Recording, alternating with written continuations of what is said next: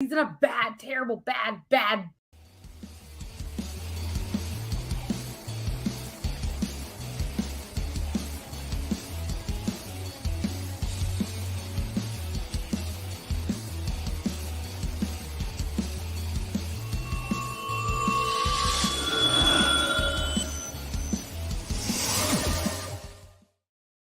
Completely meant to do that. Completely meant to do that. Whoops. By no means just a foreshadowing of my rating of this movie. You might have not liked it. I'm not sure. All right. What are we doing here? Who are you people? Hello, everyone. Welcome to another episode of Reelz Talk with your host, the amazing Amanda. And I have now two lovely co-hosts, Omni, Astonishing Melanie, and Uncanny Omar. Mm-hmm. And we're talking about Furiosa, part of the Mad Max Saga, the prequel to Mad Max Fury Road, essentially, right? Furiosa, little T. Little D. It sounds like a magical spell from Harry Potter. They say little D. Furiosa. No, it's like Wingardium Leviosa. Furiosa, whatever. Yeah, we can't spoil it for Psycho Cleveland. Harvey Peacock. Don't dox him. We can't know.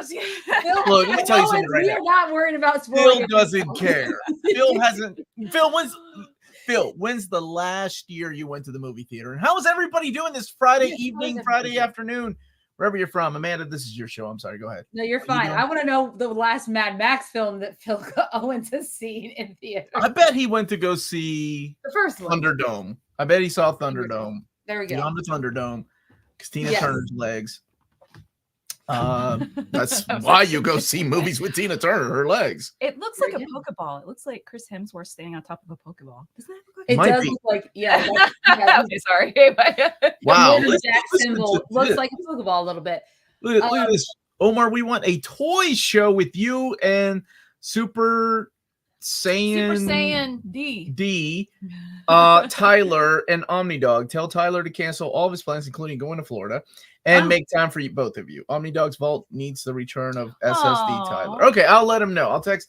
You know what? I'm gonna do you a solid. I'm gonna text Jenny. I'm gonna text his wife and say, "Hey, cancel your plans to Florida. We need a toy show with Omnidog." Is that what you want? That's above and beyond, James. Wow. Let's see how Tyler. Congratulations. Just killed it on my midterm. Midterms. That's what's up. That's what's up, Colt. That is what's up. The last film I saw in the theater was Batman Begins. Okay, but what was the last Mad Max movie you saw? Did you go to the theaters to go see Mad Max? I'm curious. Or have you seen any of those, like the original? Do you know Mad Max? Okay, Bruce, thank you for the super chat. Oh, yeah. How much did you like the death heat in Florida? Oh, Bruce, I did not like it one bit. My eyes, I think I'm like allergic to the humidity there because my eyes started getting itchy, and like about the second day in, I thought it was not, I wear the same makeup all the time, but all of a sudden when I get there, they're getting itchy and they're dry. And I was like, this is awful. And I'm sweating and everything is just sweat. So most of my outfits were shorts and a crop top, because with no sleeves, because that's the least amount of clothes I can wear and get away with at Disney World. So yes, Tiger Eyes. It was great. I have a really fun TikTok I made of it using Taylor Swift's Florida song. That was really cool. But no, it was a lot of fun. We got to ride the new Remy's Adventure ride, which is the Ratatouille ride in France. Really cool. It's a 3D. They use like the moving. Cinematography likes scrotum dough. Ratatouille. Cinematography likes Ratatouille. Oh, that movie's awful. They really like it. Oh, I'm glad you like it. Awful.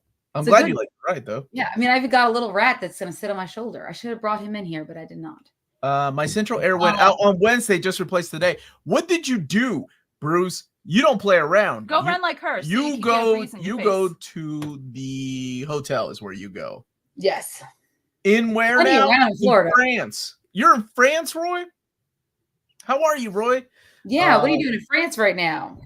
Maybe that's where he lives. Oh, maybe that's where he lives. Why are you trying to dox Roy? Where he is? I'm sorry. I would have doxed you, Roy. Gonna catch us over the weekend. So later, minutes. Thank you, yeah, which is interesting. So this movie did come out for the last beginning weekend. Last weekend. And the whole box office last weekend was very, very underwhelming. I think the 3-day total, which keep in mind, it's Memorial Day weekend, right? It's a holiday weekend. Always does well. Memorial Day weekend always does well. Yeah, but they came in number 1, but with like $26.5 million for 3 days. Flash made more money for their weekend than. What's wrong with the Flash? Nothing. Absolutely That's nothing. right. This movie Furiosa made that much? 3-day weekend. Yes. That's considering how much did it cost to make? I knew you were going to ask me that. Like 160 something million, right? Yeah, 160. Yeah, it was quite expensive. Garfield made more money than Furiosa? What? No. No, Garfield is well. on its way. It's close. So Garfield's on his way to what? Right now it's looking at, for this weekend, Garfield's looking like it's going to come up behind at 49.5 million by the end of this weekend, and Furiosa will be at 50. According to Deadline, that's their estimates and everything. So somehow Chris Pratt's Garfield is doing just as well. I love that you renamed it the Chris Pratt's Garfield, because all he did was just voice. He didn't write it. He didn't direct it. But now it's Chris Pratt's Garfield. It is. Poor Jim Davis. Didn't even credit Jim Davis. Bruce, thank you for the super chat. Yeah, 15 fans running. Damn thing cost me 16,000 American money. That's a lot. That's your AC did? He does have a big house, and he lives in Florida.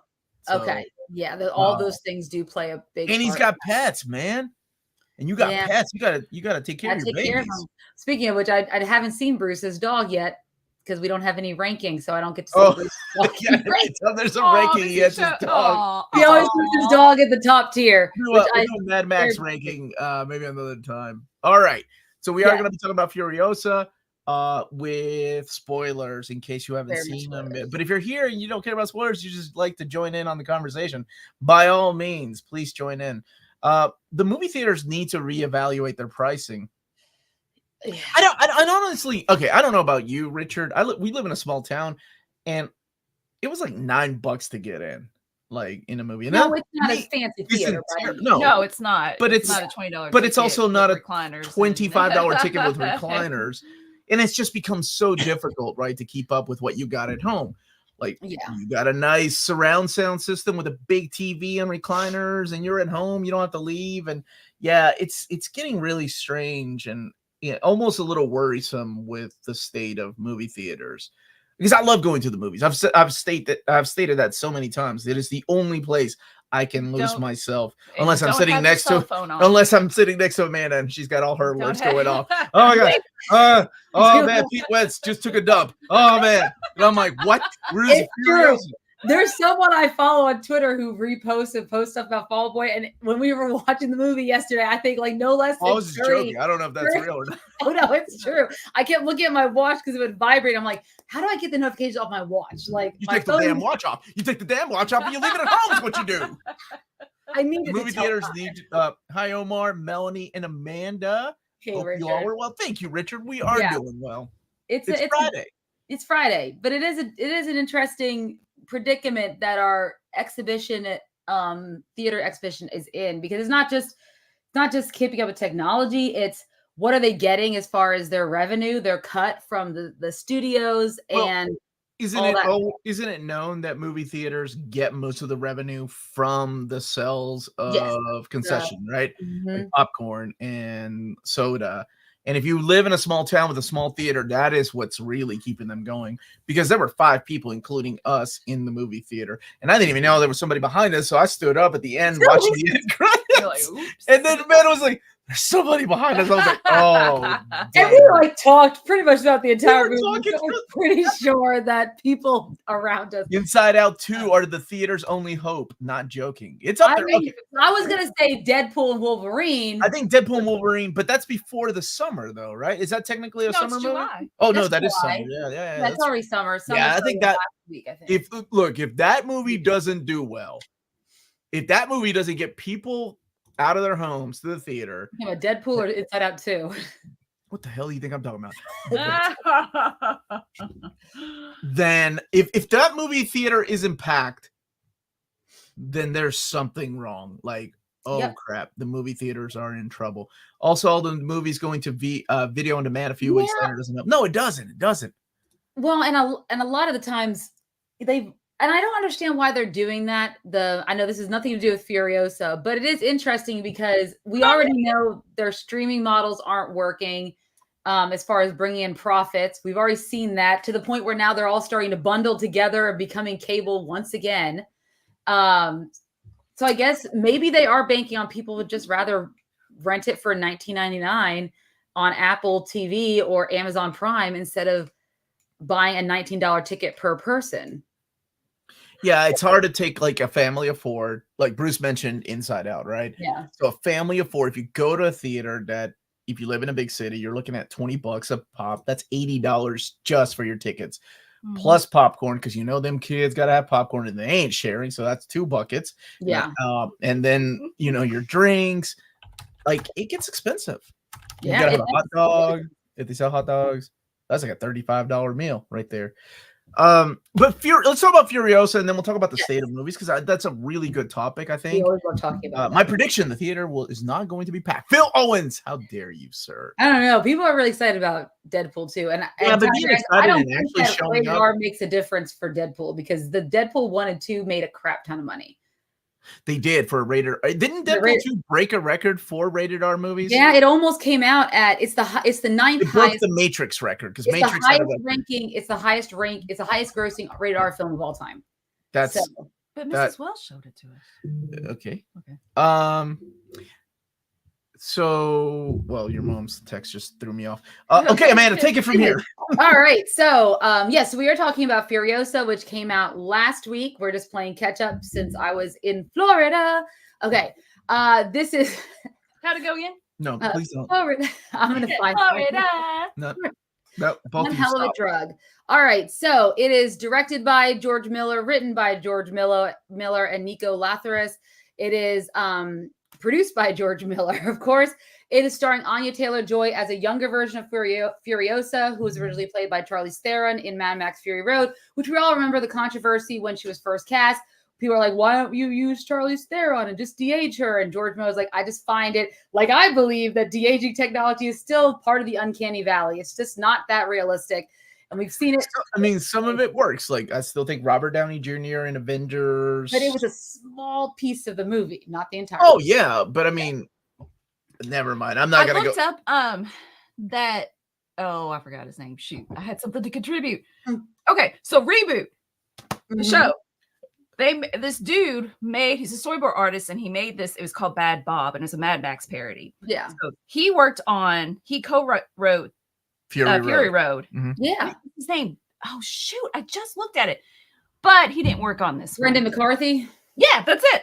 I have all the. Oh, thank you. Amanda's on top of it. So I was like, I hope Reboot dude worked on it again because he did not. He did such a good job with the parody episode, but no, he didn't. Omar, what is the deal with the popcorn buckets? Like, why does anybody buy them? Funny, right? Like, it's a funny thing. Like, people made fun of the whole sandworm, the sandworm dune thing that looks like a sexual toy, right? So that's kind of the joke.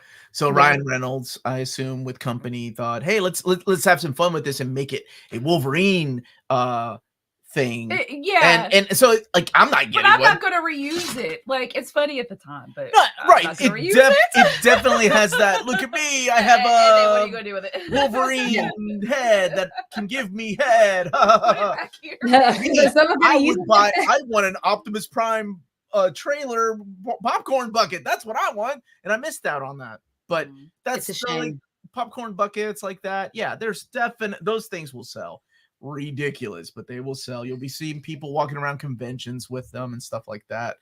Oh dang, Reboot. Yeah, Melanie mentions Reboot. I remember early reviews saying Anya Taylor-Joy good point. only has about 30 lines. They really should have said. They should have.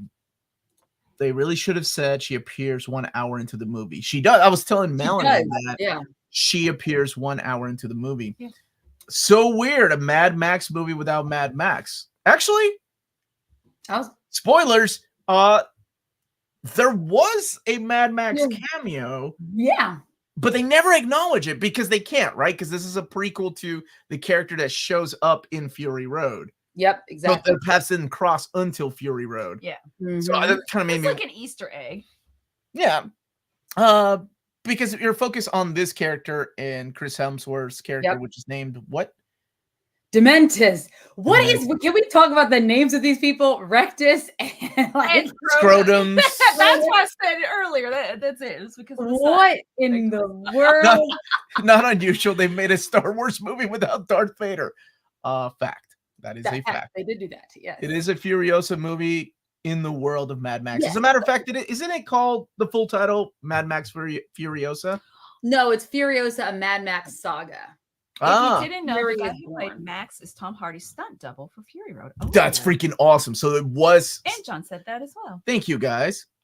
Wasn't expecting a stream tonight. How are you, Griffin X? No tier ranking today, though. No tier ranking. Yeah, surprise. We are here. Ourselves. We couldn't do a week without this.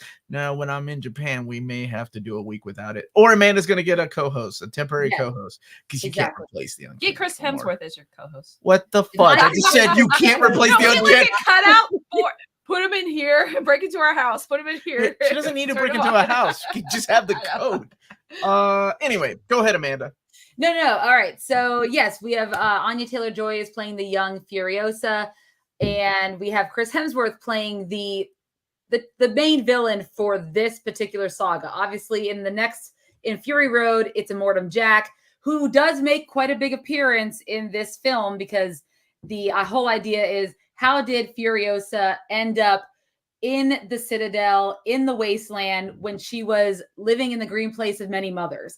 And so the whole premise of the film is finding out what happens. Now, this is different. The way it's set up is it happens in chapters instead of the film just showcasing what goes on in Furiosa's life from when she's a young girl, when she is kidnapped by some raiders and taken to Dementis, Chris Hemsworth's character, who I now believe is what I kept thinking. I think he sounded like and looked like Rami Malek playing Freddie Mercury because the way his teeth jut out and the way he talks.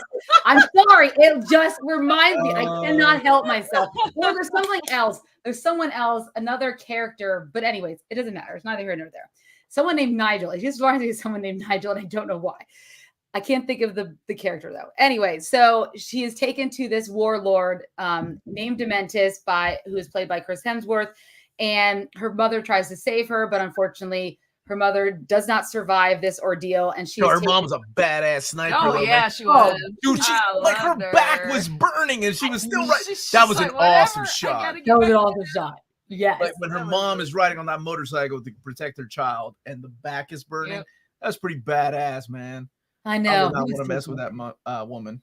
No, actually, any of the many mothers. Don't think I'd want to mess with any of them. Even Chris Hemsworth's wife, Elsa Pataki, who makes appearance. I don't know how many times she's mentioned that to me in the theater. Early on, it's good to keep the family together. Anyways, so she ends up in the possession of Dementis, who, with his gang of bikers, is kind of riding around the wasteland trying to build his gang up. She refuses to speak. She does not speak from the time her mother is killed until she is taken by Immortum Joe. And she is taken in exchange for gas. Is this your father? And she said no.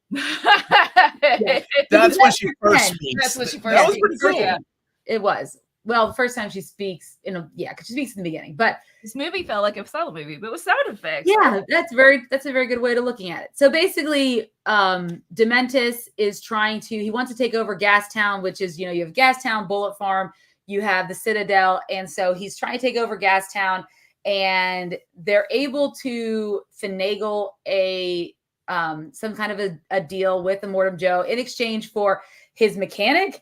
And of course, Furiosa, because clearly she looks like she's well nourished and healthy, and he's always looking for more brides, more breeders. So of course he takes her, and she's more than willing to get away from Immortum or from Dementis, even though he kind of starts to think of her as his daughter. Clearly, he has a stuffed animal from his little one, and they are no longer with us in the film. So obviously something had happened to his family. And of course, we can go into the psyche of Dementus and who he is, because there's some great scenes later on between him and, well, that final scene between him and Furiosa. That's very powerful. So she ends up with Immortum Joe. She does not become a breeder. In fact, she ends up escaping his gross, weird son, Rectus, who has all the baby dolls, and I clearly wants to do something with her. But she's able to escape him. She cuts her hair off.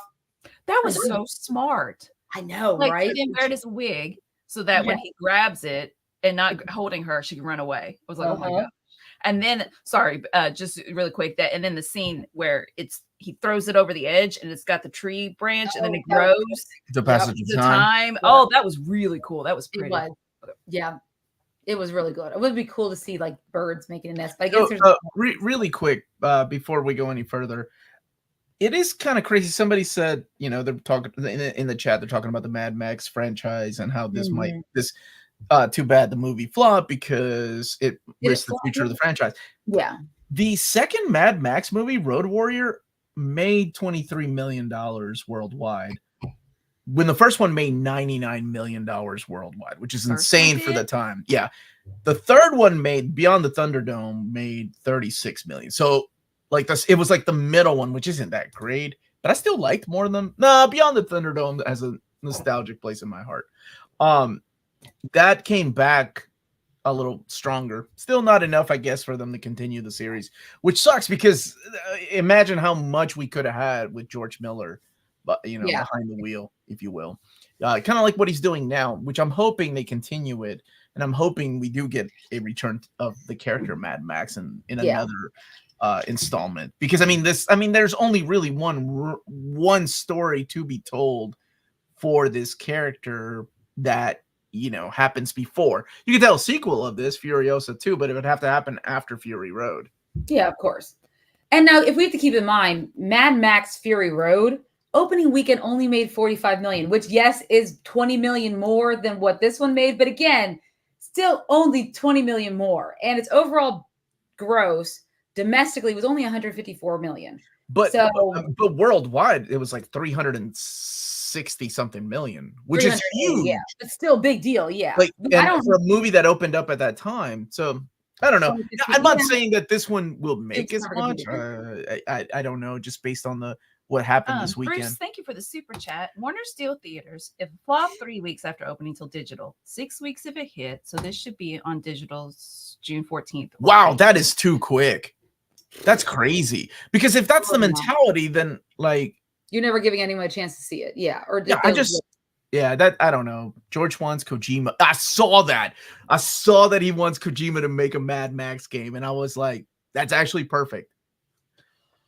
I agree. Well, I mean, if you think about it, Fist of the North Star borrows heavily from Mad Max. Like all the characters. Did it come after? Yeah, it came out in when was the first one?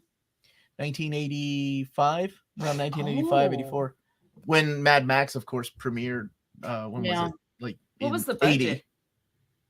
The budget on this one was like $160 something million. It was more than the budget of Fury Road, which is crazy. It's the most expensive film in Australian history. I don't know what the all of it was filmed in Australia. Yeah. Maybe they were thinking, hey, we'll get Chris Hemsworth cheap that way. He can just stay at home. And him and his wife can come out. In Australia. Now, this is interesting. Over 3,000 people worked on the film, including some ex-convicts that were hired as supporting actors. That was probably all. There's nothing wrong with hiring ex-convicts. I think that's fantastic. I love Danny Trejo. I think Danny Trejo is one of my favorites. Exactly. But that's fantastic. Oh, who does he have tattooed on his chest? Isn't it Salma Hayek? Yes. Yes, it is. Oh, where's Salma Hayek when you need her? My dad's the same age as Danny Trejo. I was watching Machete with my dad. And I was like, I forgot all about this movie. I want to rewatch it again. We need Machete in space, man. That movie's awesome. That would be so much fun. That means it would need to make over 500 million to break even. Yeah. I liked it was open world and you can build your own car. Oh, wait. Is this the game? Wait. Yeah. Okay. It was the Mad Max game. Well, they are in open world and they are building their own cars. It could be. They can make this another game. Bruce, thank you for the super chat. with marketing, total cost is $300 million. I gotta be honest with you, the marketing aspect of a lot of these movies is really where their budget goes. I mean, not with Disney stuff. It's all of their reshoots and their visual effects and stuff like that really, and how much they pay the famous actors. Hey, yo, this is my birthday gift. I was waiting for Selma. Amanda found that for me. Yes, because you lost yourself. Okay. I'm a man of culture. But anyway, yes, so I'll be back, baby. All right, so just to wrap up the synopsis of this movie, she spends her time as disguised as a young boy who gets to learn how to, work on the rigs, becomes very useful. She's very smart. And as she gets older, she's able to eventually run on one of them. She actually stows away on one that Pretorian Jack is running. Pretorian Jack, played by Tom Burke, who I think I've seen him some stuff before, but not a lot of famous things. He was in a movie with Benedict Cumberbatch once. Why didn't she cut her hair? Why didn't she continue to cut her hair? I don't know. That pissed me off. Yeah. It's just a MacGuffin or what's it called? Like, just to be like, oh no, I'm a girl. Like, she's too smart to not cut her hair. Okay, anyway, I'll be right back. Yeah. Okay. Immortan Joe is a terrifying character. I love that character. Yes. Omar has a birthday every night. Apparently. No, not every night. Every night. Every night in March. Every night in March, yeah. Yeah. March, baby. So many years have passed. Dementis has control of Gastown like he wanted, except he's pretty much running it into the ground. A lot of his gang members go rogue half the time, which is how, yes, Pretorian Jack finds out that Furiosa is in fact a woman and not a man when their rig is attacked, and she was acting as a stowaway, and one of his teammates, who was the engineer on there, gets killed, and she takes over immediately because she knows how to work on the rig. And essentially all of the men are killed with the exception of her and Pretorian Jack. And he lets her go, or what she thinks he lets him go. But very much he's like, you could just leave now and go wherever you need to go, or I'll teach you how to do this. I'll teach you how to be stronger so that when you have to go, you can go. Which, who knows, that was really going to work out. And yes, does a romance bud between the two of them? I'm pretty sure that it does. That was a really weird decision. Like, he kicks her out of the rig, right? And as she's walking, he comes back and he's like, wait, I'll train you. And then you can do what you need to do. I don't know what Miller was thinking, what the decision was. I didn't understand that particular edit. There were a couple things, and I guess I'll come back around to it after we talk about this. But I don't know. There were some choices that were made that were really interesting. Hey, Brian, how are you, buddy? It was a weird decision. The way I kept thinking of it was that he decided that maybe it was better to have her on his team because of her skill set, and he knew he could train her, and he probably figured out he could maybe trust her because he knew her secret and therefore use her. That is my assumption, but that's, of course, reading into the character a lot, right? And having to kind of read between the lines, which may not even be right. So that's the only reason why I could think he would have done it. But he does train her. She becomes part of his crew. She becomes, which I also trying to figure out how Immortan Joe and his sons don't realize she's the same girl, because essentially she's hiding out. And I don't know if they ever went looking for her after all that, or what happened, or if Immortan Joe always knew it was her and just kind of let it slide, which I think is what I gathered from towards the ending when she comes back and tells them that Dementis is hers at the end. I'm assuming he always knew, but he just didn't say anything, right? So I was still trying to figure out how she was able to just eventually just be Pretorian Furiosa, right? How she was able to be alongside Jack without Immortan Joe and all of them being like, aren't you the... Well, because she escaped as a boy, like pretending to be a boy, but we never go back to a scene going, where's Furiosa? Yes, exactly. Yes. Because we go from them thinking it's a boy, even when Anna Taylor-Joy is playing the character Furiosa. Yeah. And then she's working on the rig. She escapes.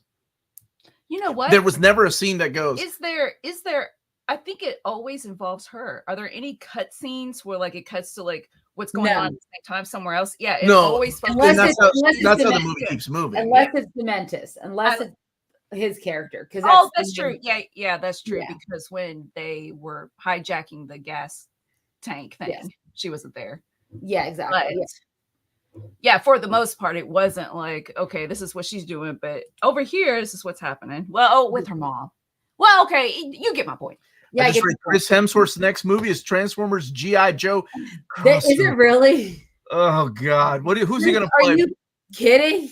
Isn't he playing Optimus Prime in a movie like doing the boys? I think he's the one that's coming out. The looks funny. The one is it? Yeah, Transformers, not Earthspark, like G1. I don't know what it's called. Yeah, Something one. Yeah, I just saw it. We saw it in the.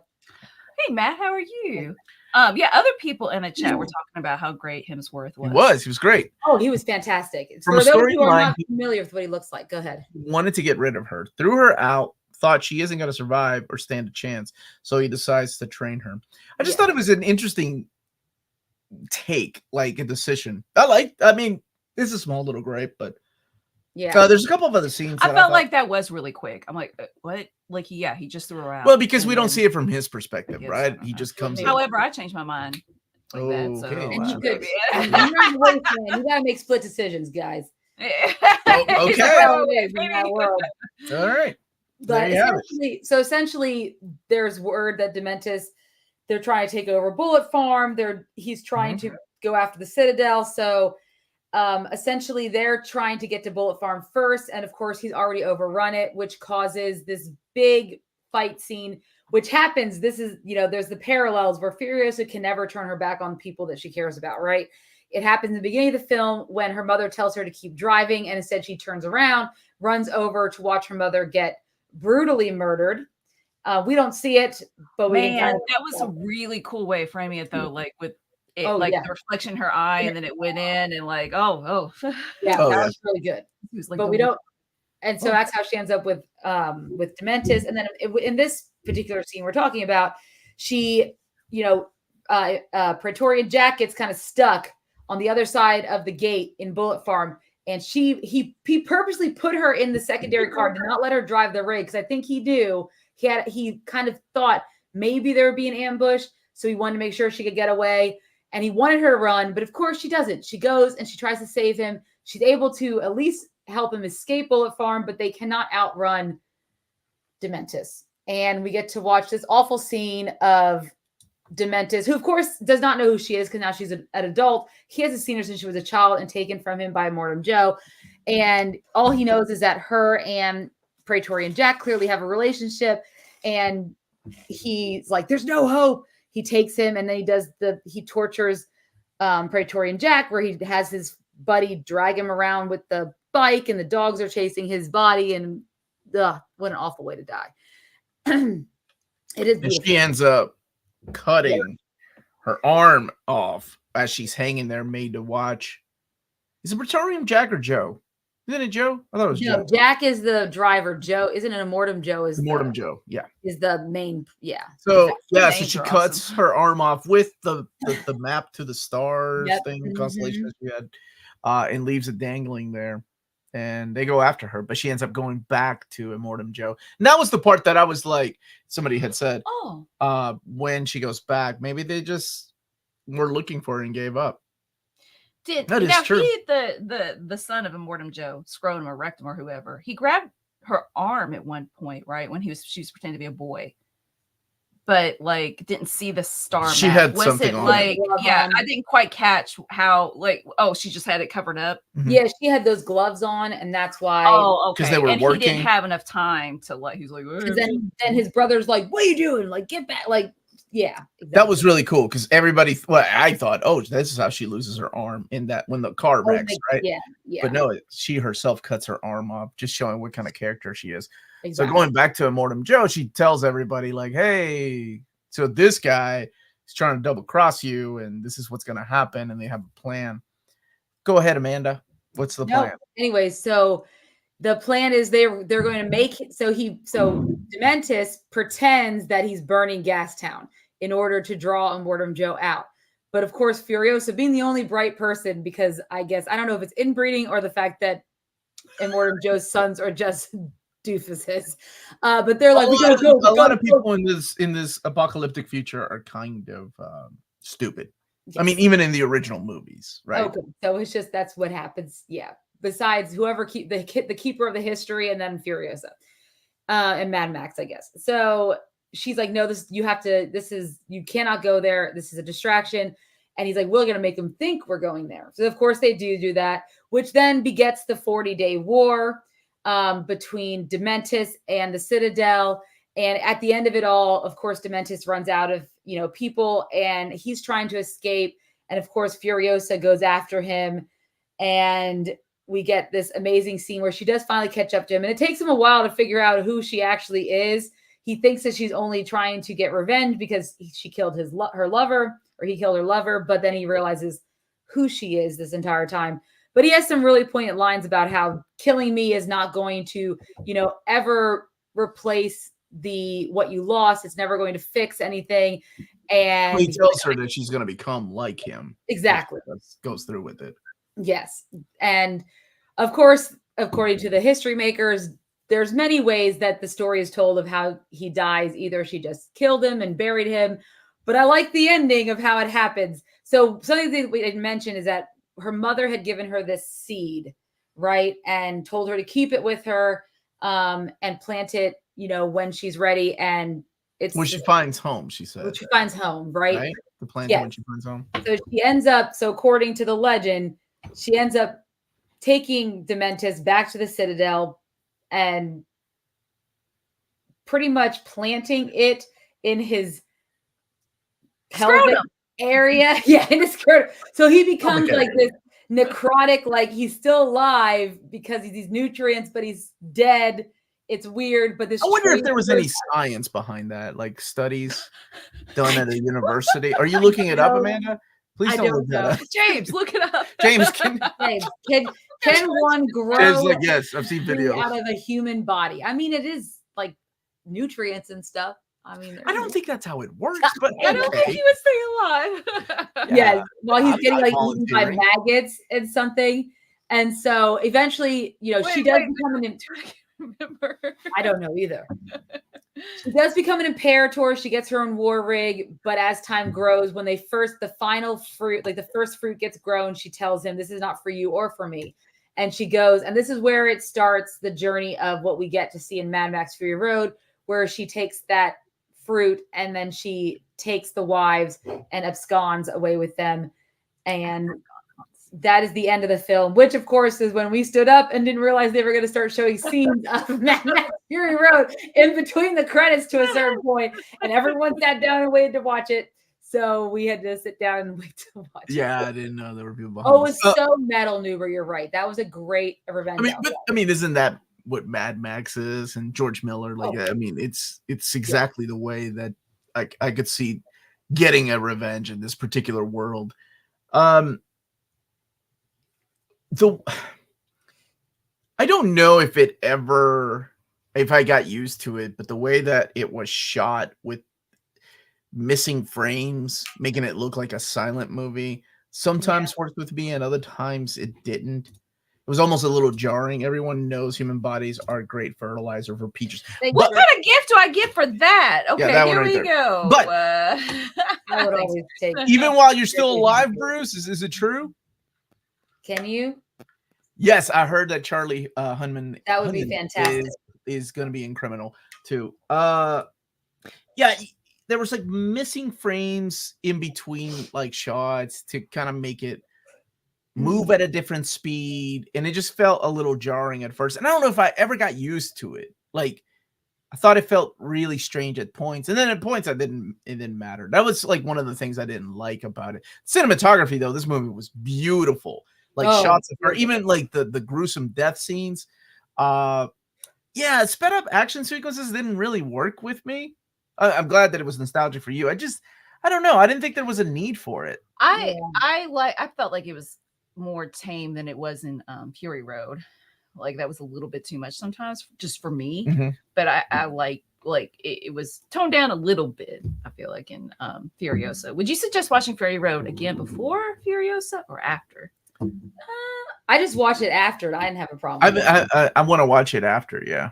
Yeah, because it's interesting. I always like watching a prequel like that and then going and watching the original, like the Star Wars films. Why not? Why? Nobody watches the. Oh yeah, you do. I love Miller's style because a lot of films have a tell don't show problem. His are complete opposite. Yeah. Oh yeah, straight at dialogue. Yes. I actually I agree with that. I definitely agree with that. He doesn't. It's like it always constantly moves. Like it moves, and that's part of. It's like you're caught up in this journey, and you kind of leave your questions behind because there are times that I was like, "Wait, what? That? Okay, whoa, this shot is cool," and you forget about it. Yeah, Fury Road. It happens in the beginning when Max is running away from the war boys.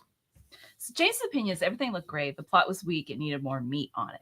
He's a connoisseur. I mean, honestly, the plot to Fury Road was weak. It was. I mean, but it was amazing because it was just nonstop move. Like keep going the same way, right? Yeah. And this one, it was different because it broke it up with the chapters, so it was kind of very. It was like I like the chapters, but there was still like movement. Even though there were some slow moments, like it still felt like it was moving the plot. We were along. getting I feel like chapters help.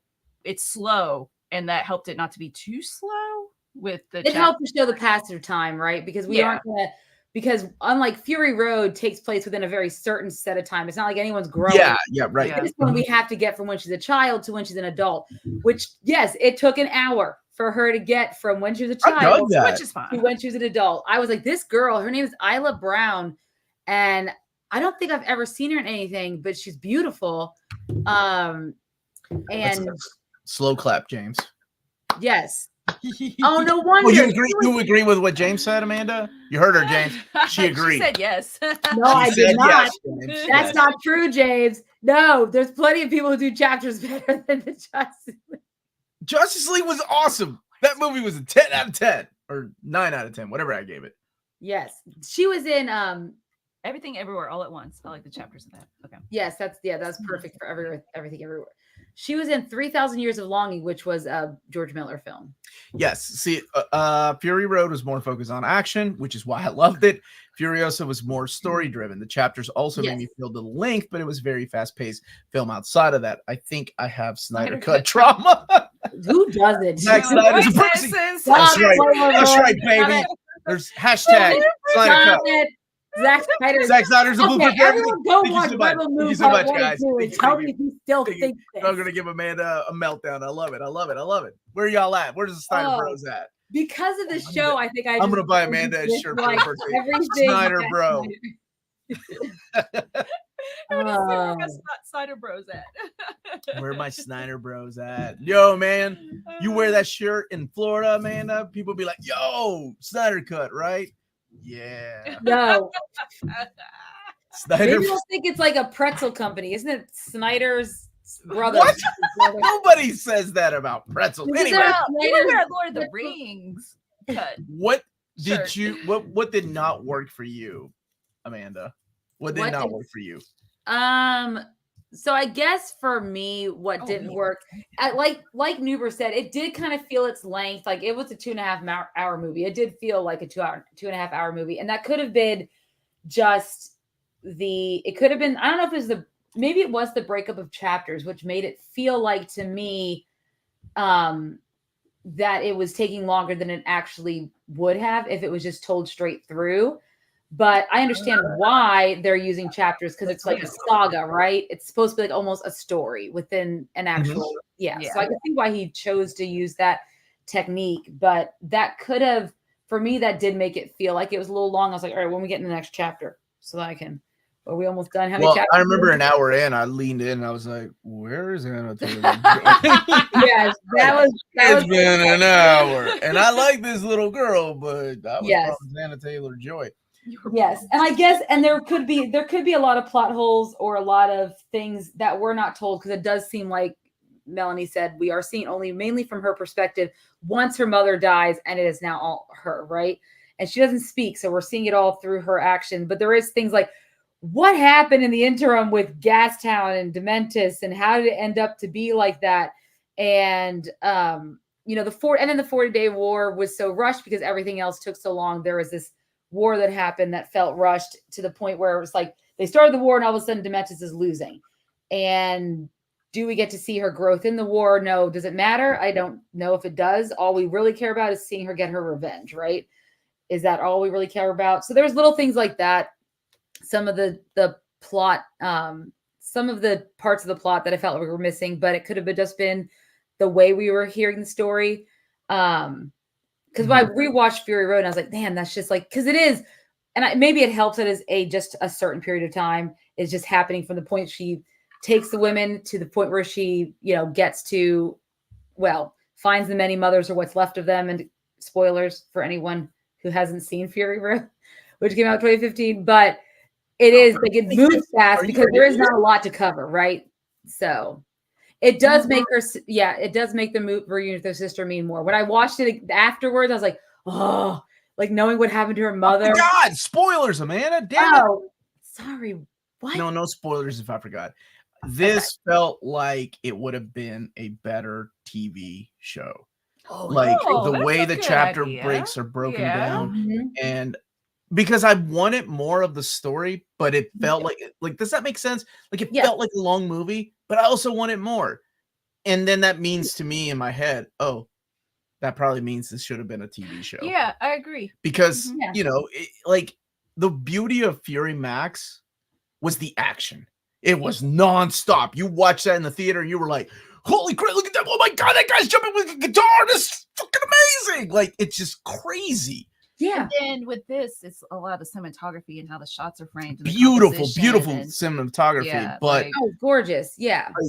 It was missing something that kept you hooked. Like, yes. Because I don't like going to a movie that's 2.5, 3 hours long and thinking, oh, that's a little long. Yes, that's like, how I like going into a movie going, damn, it's over? How did 3 hours go by? Lord of the Rings extended cut, baby. Yeah, and would it have benefited from more world building in terms of what her life was like while she was disguised as a boy with a Mortem Joe, or even her time? Like I could have done a whole thing on her time with Pretorian Jack. That would have been fascinating. Somebody said that he looked like Mad Max on purpose, so that way she trusted Mad Max. Did he look like Mad Max? Oh, absolutely. Remember, I even said this guy looks like Mad Max. Like Tom Hardy's Mad Max or like Mel No, Gibson? Mel Gibson's Mad Max. I'm talking about the real Mad Max. Okay. I was like, Mad Max. Come on now. Come on, Amanda. Melanie, what about you? What didn't work for you? Oh, come back to me. You put me on the spot. What? I asked Amanda and I told that's how it works. Oh, I wasn't expected to be asked. That sounds why are you here? Tell me the things you loved about the movie. Well, I was telling the cinematography and how things were framed. Okay, what didn't you not like? The mise en scene. Let me throw terms out there. Oh, look at that. Somebody's teaching film studies. Mise en. I like your point. I didn't think about that, and I think that's the if there a fix, the fix. Like it would be really cool to be a TV series, because I felt like the chapters did help me because it was kind of long. I'm like, but at the same time, I still liked all the characters, and I want to know what happens, and it was so maybe if there was some more action in it, but just how everything was framed. It was really cool to see how creative it is. I mean, even the one shot of like, is it a newt? It's some kind of lizard. It's crawling in a skull. Oh, and then it gets smashed. I was like, oh, how fun is it to director and to be like, oh, I just thought of something cool. Let's shoot it. Right? Like, I mean, if it was George Miller's idea, whoever's idea it was, like, I think it's just fun to do. This was a prettier movie than Fury Road. Oh, I agree 100%. Yeah, even the death scenes, like when she shoots him. The speddy upness of Fury Road is a little too much for me.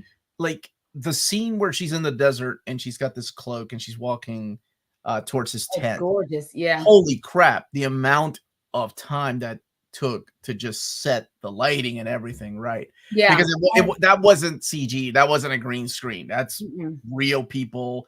Like that, oh my God. I hope this movie is up for an Oscar for cinematography. Oh, I'm sure it will be. Absolutely gorgeous. Visual effects. Okay, so thank you, Bruce. Furiosa had a different cinematographer. Which makes it prettier, I think. Oh, wow. Yeah. Deadpool. No, yeah, I there are certain shots in here, and she talked about the passenger time. That was a great shot with the hair, for example. But yes, when he like you see that, just the image of her with the shoot, like when she shoots him in the head, or does she? And there's this, and then the way, like just the lighting and the way there's like that certain, I don't call it film, but there's a certain like filter over everything that gives it a haze that just is so beautiful. The way it's shot, and then what is it called? Oh my gosh, I went over it one day. Wait, you're talking about a lens filter like they used in Back to the Future? No, what is it called? Color great. No, what y'all in the chat? What's it called? The color grid? Grade? No, is it color grade? Gradient. The color gradient. Okay. Yes, we need an award segment for stunts. Yeah. I really thought so. This is off topic, but when they had Emily Blunt and Ryan Gosling come out, I know they had their stunt movie that just came out that did not do well at the box office, but I thought they were going to announce that they were going to do a stunt. Look at this. Like a stunt award next year. They're going to initiate that.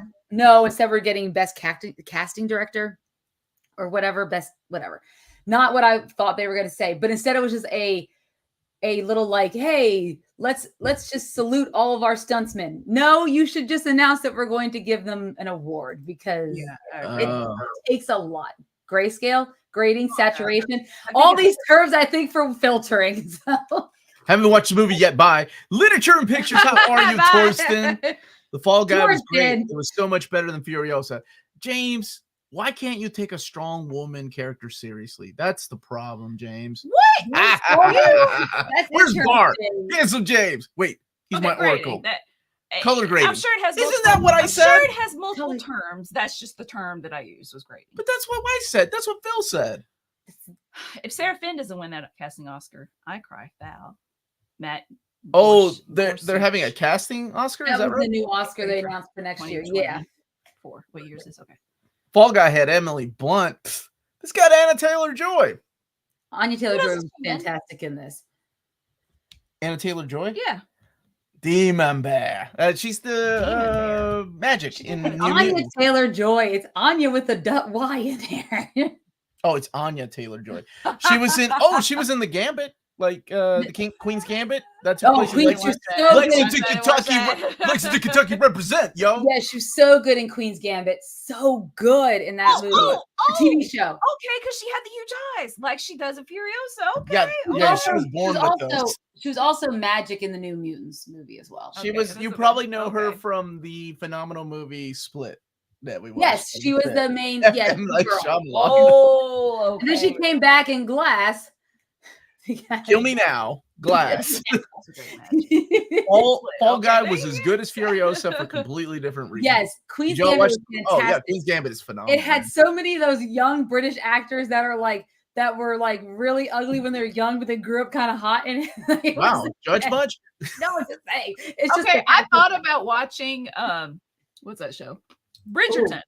I was like, maybe I should watch. No, please, no, kick Amanda out right now because she'll talk you into watching it. I love Bridgerton. This like the first half of they did the first 4 episodes.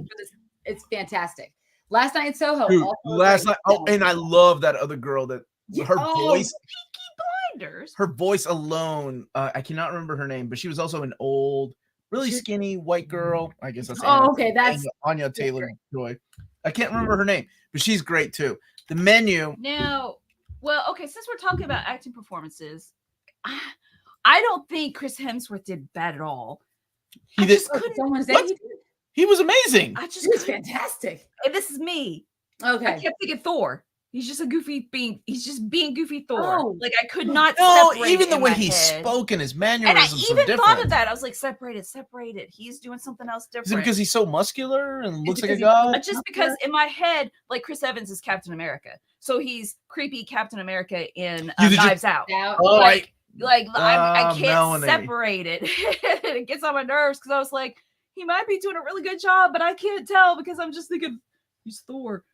I don't know. No, did anybody else have that problem? Probably James. But I did not. I thought he was great.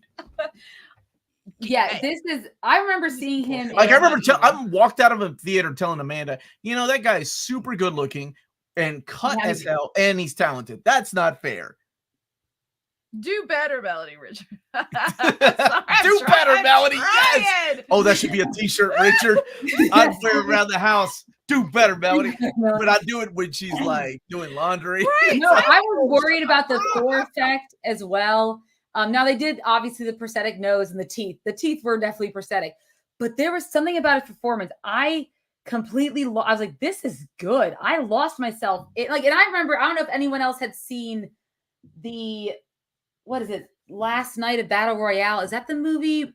The one where he plays a version of Charles Manson, and he played he was a pretty sexy, but really good bad guy in. And I was like, oh, and he was also super hot. And it was really hard not to like.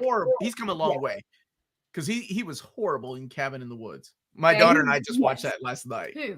Chris Hemsworth. He was fantastic. Well done. He was not good in that movie at all. Yes. But he has come a long way. I thought he was great. Like in this movie, like it showed that Chris Hemsworth was the best part of the female-led Ghostbusters. Oh, I body completely. It's okay. Right, that hits him. Right? That's not fair. How can you be that talented? No, to be fair, I met him in real life, and he is just as good looking as he is a literal. What did you meet him? With Elena. Are you answering? Yeah, with Elena. You showed everybody pictures. Yeah, it's right here. Look, she's got it. Look, there he is. Oh yeah, now I remember. Dang, he's tall. There's me and that sexy mother effer, and he is like. And I'm not talking about me, but. Oh, if you talk about Elena. Yeah, I'm talking about Elena. Okay, hey, let's not get creepy. He was terrible. Also terrible at Men in Black. Okay, you know what? I did not see that. Dude, I did not want to watch that movie so much. I let Amanda review that movie by herself. You did, and it was not a great movie. It was never. Oh, dude, we don't talk about the Red Dawn remake, Bruce. Wolverines, man. There's only one original. Okay. Yes, that's the gift. Yes. How about that Beetlejuice trailer, eh? Oh, I'm so yeah, excited. I know, right? I don't care. It's it looks like a rehashing. Hey, okay, let's see. Music. You said there was lack of music. I thought there were some good. I liked that. I liked how the score was subtle, and it's kind of like a heartbeat, like a really tame. No, never mind. That doesn't make any sense. I'm gonna stop myself from talking. Amanda, what would you give Furiosa? Is there anything else you wanted to add? Like you're like, oh man, I didn't want it to end. I loved it. I mean, I enjoyed Chris Hemsworth's performance very much. No, Anya Taylor-Joy is fantastic. Tom Burke. Honestly, there was a lot of great acting in this film. Only thing missing was some Nicholas Hoult, but of course he wouldn't have been around. He was kind of a child, so he was a young boy in Fury Road, so he wouldn't have been alive yet, I guess. But I love Nicholas Hoult, so I would always take him in any movie. Okay, I love that you just shoehorn Nicholas Hoult in the review of the movie that he wasn't in. He's in Fury Road. I just I like the sequel, which hasn't happened. Amanda, that make perfect sense. I like Nicholas Hoult. Yay, our new Lex Luthor. Anyways, so for me, I think this would get a 8 out of 10. It was a solid movie. I really enjoyed it. Yes, it showed its length sometimes in just the way the plot kind of moved along, but it was really strong overall as a prequel, as a story about Furiosa. I thought it was very strong, and I even loved Anya Taylor-Joy, how the way she tried to even she felt like a young Charlize Theron, right? She felt to me like she could have been a younger version of her. And was that? I assume Charlize Theron's stunt double at the end because she her body type. I think so. Yeah, because she's obviously a little bit. Yeah. What about you, baby? What would you give? Oh, I don't give numbers. Get out. Okay. Out the house. I don't rate. I can't. Where's that shirt at? Do better, Melody. Do better, Melody. Oh, we're at church. Do better. This isn't good. If Heath Ledger was still alive, it would be cool to see him and Chris Hemsworth because they're two pretty boys who have showed that they have range and acting chops given enough direction and time. I don't think Chris Hemsworth is a pretty boy. He's a handsome motherfucker. True. There is a difference between the two men. Yes, that's true. Like that is a big difference. I would watch 10 Things I Hate About You. I would give this I think a 7. It was good, and I'll watch it again. But it was 7. Yeah, 6.5. I'm gonna lean more towards 7. I really enjoyed it. I watched Thunderdome after this, and it's terrible. Oh, Thunderdome is not good, but Tina Turner's legs, though, that's a 10 out of 10. You'll never give Tina Turner. You have to give her legs 10 out of 10. Who gives Tina Turner's legs like a 7 out of 10? Maybe James. James, what do you think? Omar dropping. Why do you any like this? Omar dropping MFer. He's serious. I'm serious. What I say MFer to? There's I think there's sex. I don't know. Yeah, that looks like Mel Gibson's Mad Max. I guess it does. Not Tom Hardy's. And there's the stars and the everything right in one. All these little things we could have used. What? No. Oh my God. I will always know. So 8, 7. Oh yeah, what would you all give this movie? 6.5. I'm not surprised, James. I give it an 8. I gave Fury Road a 9. Yeah, Fury Road was a 9 for me. Yeah, that is a almost perfect film. 7 for Larry. She's the true ruler of Bartertown. May walk one day if it's lucky. If I'm bored. You have to see Fury Road too. Marky Mark is the driver. They should have cast Marky Mark. Marky Mark's doing his own thing right now. He's got Wahlberger going. I don't know. Yeah, Wahlberger, man. Oh yeah. Richard seeing it tomorrow. Sunday. Good for you, Richard. Are you yawning already? Amanda, it's only 9 o'clock, dude, on a Friday. I know. I know you got kids, but damn. I know. I got kids and I had wine and I'm still recovering from a 13-hour drive from Disney World. She's acting like she drove all 18 hours by herself. I know her ass maybe drove 30 minutes just to yell at her. I drove 0. I knew it. Ooh, I'm so tired. I hate driving too. I hate driving. Do I have to watch Mad Max 2 and 3? No, Phil, this is how you watch it. You watch Mad Max, then you watch Venom and Venom 2, and then you watch Furiosa. That is the watching order. Then you'll understand why Tom Hardy's in Fury Road.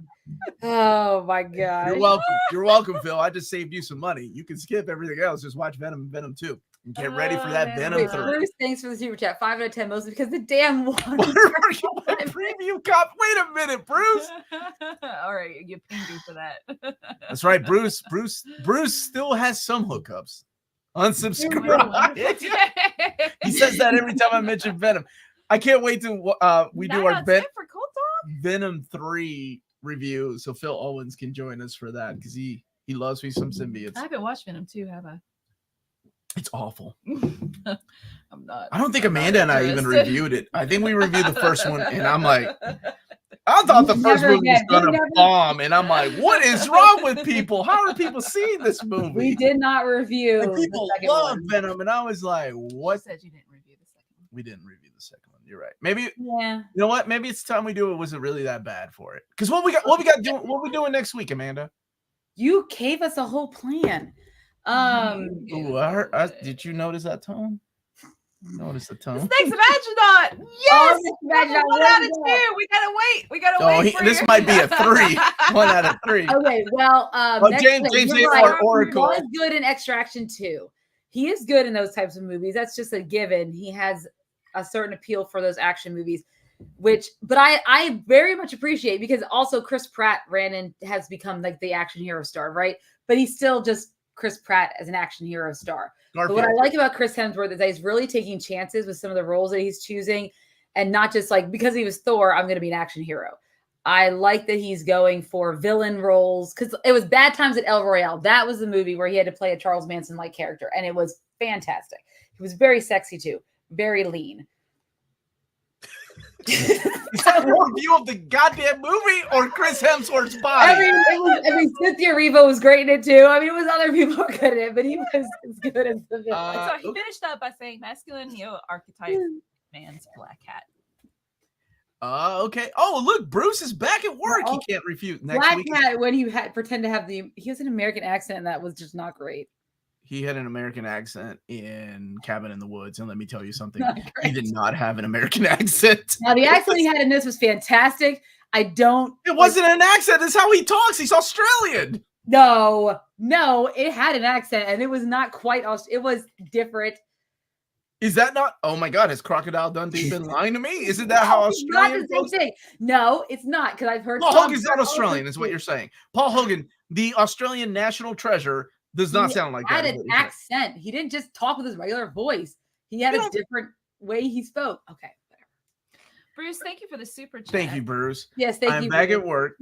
Turns out I love money, free stuff, and secrets. And that says it's true. You can't see it. Yes, we also. Well, thank you for that, Bruce. I want to see an interview with Chris Hemsworth and how his voice really sounds. Now I'm curious if they want to take Thor back to the basic. In Thor 5, I wouldn't mind Kenneth Branagh or George Miller to direct. He said his granddad inspired his voice. See, I told you it's an Australian accent. But it's not the same. It's not his real how he sounds. There it is. There it is. We've reached that point. We have reached that point. We have. So next week, apparently, we are doing Star Wars Acolyte episodes 1 and 2, as we That's promised. right. Thank you. How did you know that? He watches our shows and listens to us. Did Unlike the two hosts of the show that say this is what we're gonna do.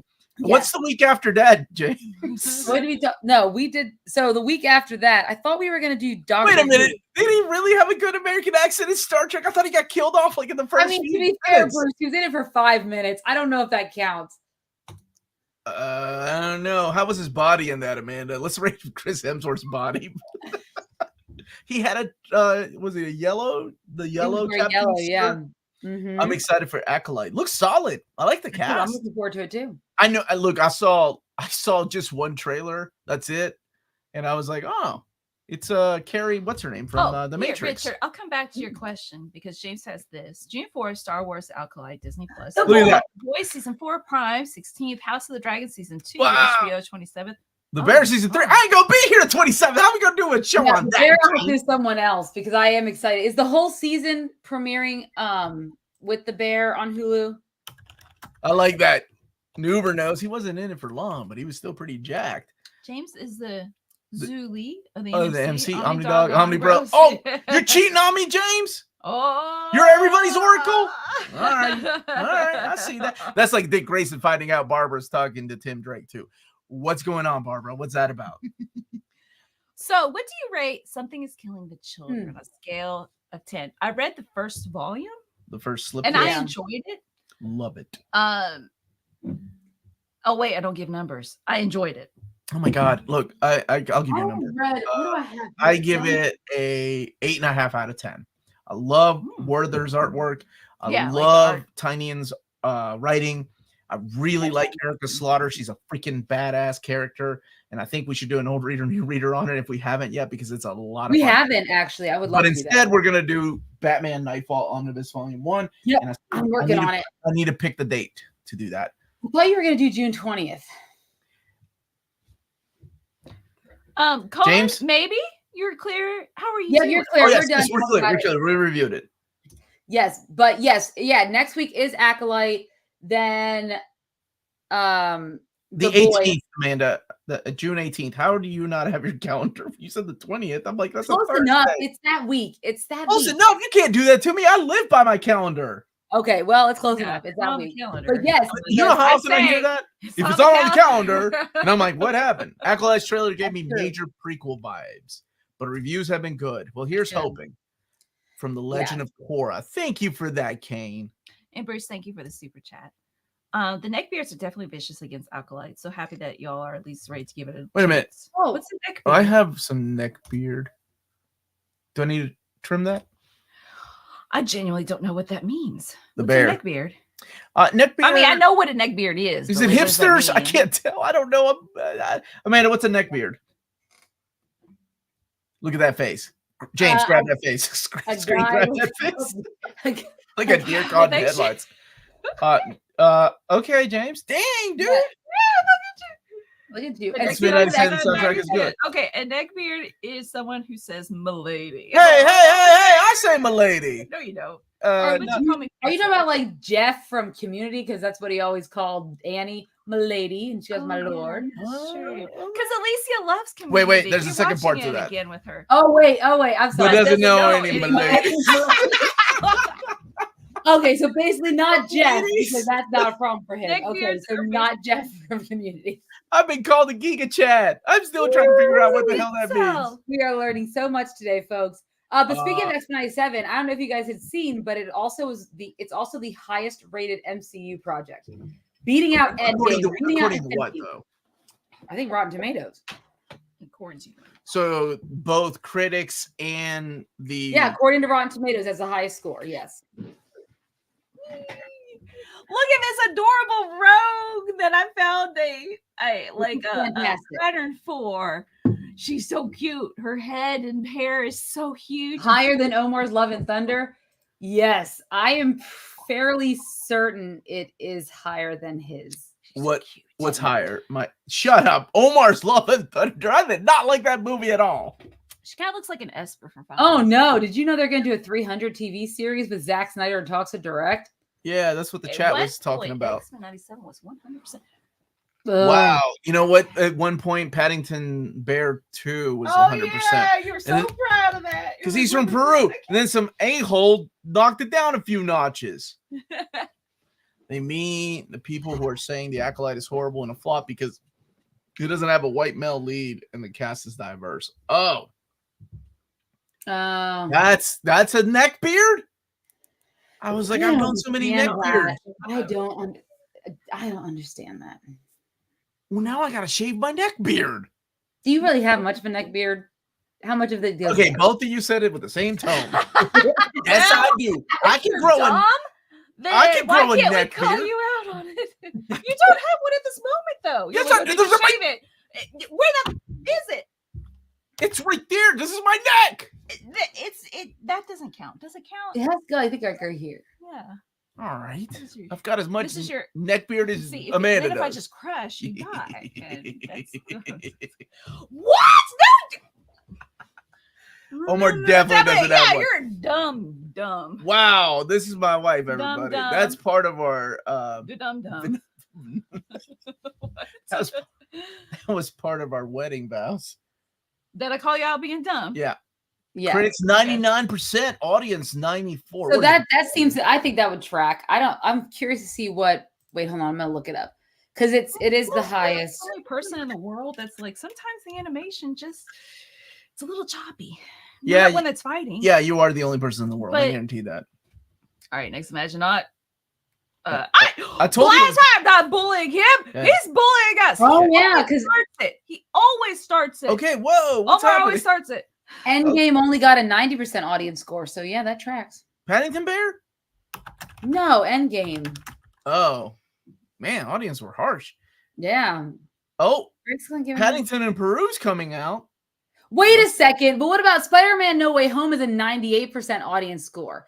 Now that's not an MCU product. That is a Sony product. But it only has a 93% on Rotten Tomatoes for. Did you hear what your co-host said? That's not just. And now MCU. I feel like. Okay.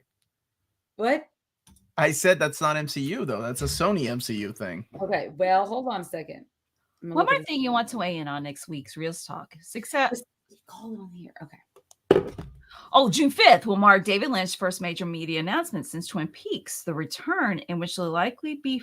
Can we get a 4K release of some of his movies, please? Another TV series, a new live action film, or most likely the all ages animated film he's been trying to make for 30 years. The major former creative artist Burton and Henry Selick.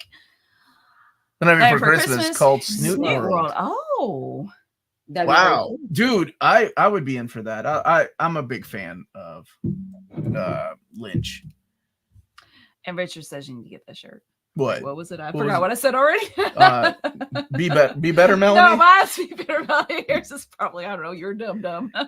But dumb. You know, that was a character on Nick Fury's Howling Commandos. Already nostalgia bait? How long ago was that? Because it's nostalgia baked because of the 20 years of Spider-Man. You have the film itself. Sam Raimi Spider-Man, and then you have. Oh, okay. But I don't think it was done. We talked about this in our review. I think it was done well, that it wasn't pandering to the nostalgia. Unlike some movies that clearly pandered to nostalgia to the point where it's just ridiculous. But I don't think Spider-Man No Way Home did that. And I thought it was a good story, and it had a lot of heart. Every piece of nostalgia bait was used very well. Yeah, I agree with that. Yeah, I mean, nostalgia, yeah, sure. But I think about like X-Men. Space Jam 2. That's bad nostalgia bait. Which one? A cash grab. Space Jam 2. Oh, I haven't seen Space Jam 1, so yeah, I don't care. You should. We're big boys. Apparently, I need to watch The Proposal first before I watch. Where is it? That's the first thing we're gonna watch when we get back, so that Omar has time to catch up on like the Bears. I hope that's one of the choices on my flight home, and I still won't choose it. I'll be like, I watched The Whale. Back to the Future on the flight again. To Japan, right? Is it called The Whale? Yeah, yeah. Oh, nice. Yeah, I enjoyed it.